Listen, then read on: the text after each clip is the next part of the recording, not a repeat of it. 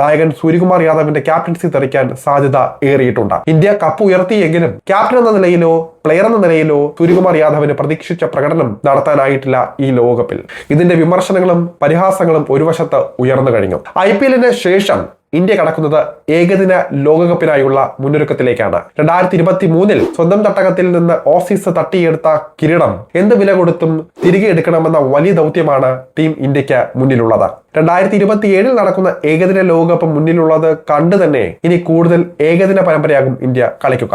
ശുഭ്മൻ ഗില്ലിന്റെ കീഴിൽ ഏകദിന ടീമും അതുപോലെ തന്നെ ഗില്ലിന് അധിക ഭാരം ഒഴിവാക്കാനും നിലവിലെ പ്രകടനത്തിന്റെ അടിസ്ഥാനത്തിലും സഞ്ജുവിന് ഒരു പക്ഷേ T20 ടീമിന്റെ നായകസ്ഥാനവും നൽകാൻ സാധ്യത ഉണ്ട്.